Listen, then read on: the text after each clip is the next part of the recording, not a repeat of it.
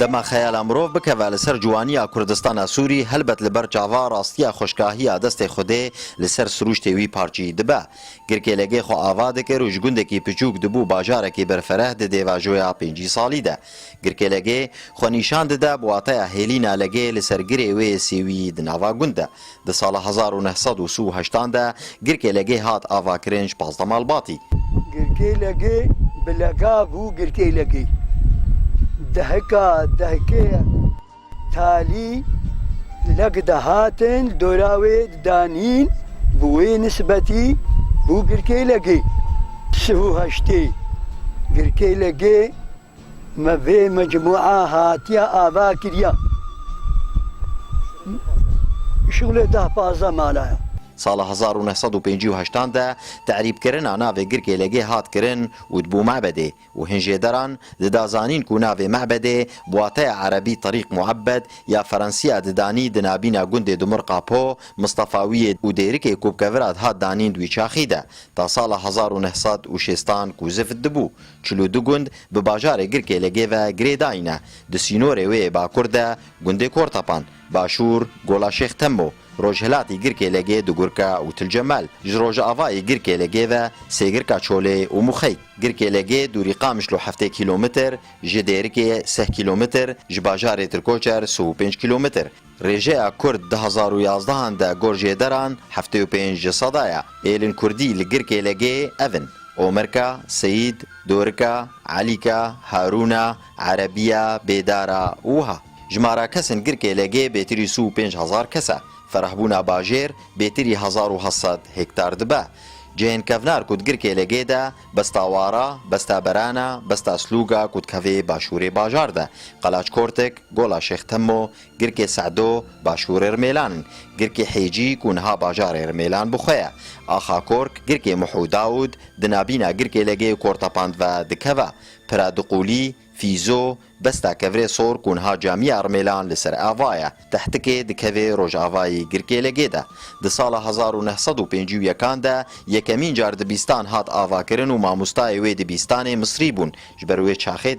yekîtiya navbîna Sûriya û Misrê de di sala 1974da komeleya cotkara hat avakirin li girkêlegê ji 29 endamî di sala 1965da vekirina çayxanekê hat kirin bi destê Ehmed Terxanê û di heman salê de ava şêrîn hat kişandin ji Rmêlanê sala 1966 Hacî Hesên Berekat yek ji damezrînerê girkêlegê çû li ber dilovaniya Xwedê û muxtarî bi dest Hacî Şêx Mûz Berekat dikir di sala 1978da girkêlegê tîmeke yaragî pêk anî bi navê Ixuwê û paşra tîma Fasko ya bi navûdeng duê çaxê de hat pêk anîn sala 1983da yekemîn car xelkê girkêlegê ahinga cejna Newrozê li darê xistin pêşketina aborî û xedemî girkêlegê ji gundek biçûk neşteciyê wê nebêtir bûn 6 kesî di çilan de di dema îro bêhtirî 8,000 kes dimîne li gor jêderan di sala 1992 de encûmenê bajirvanî hat ragandin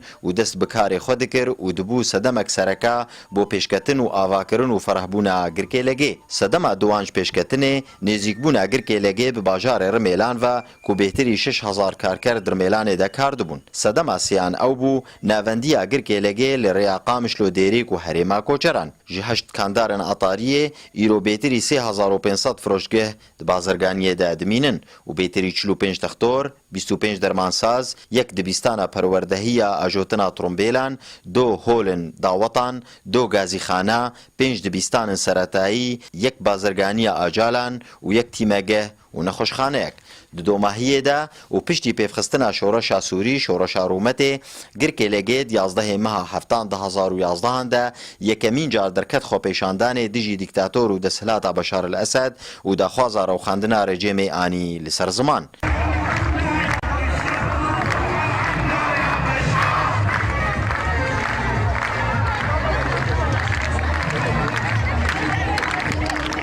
Di dema îro de jmarek nivîsingeh û paregehên partiyên siyasî li girkê lêgê dimînin ew jî ev in. Nivîsingeha Parta Demokratîk Kurdistanê Sûriya PDKS,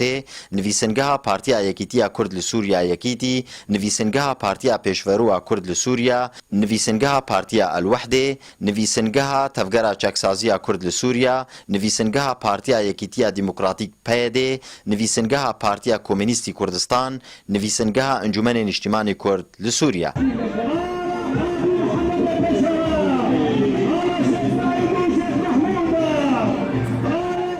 وجبر کو خلکê girkê lêgê xwe dîtin bileztirîn bi behremendiyê û hestê xwe yê netewî hevdehê çileya pêşî 2015 de û di roja ala Kurdî de bi hezara beşdarî merasîmê hildana dirêjtirîn ala Kurdî li seranserî Kurdistanê ya ku bi dirêjiya 200 metrî dibûn. Berzan Hesên, girkê lêgê, Ark.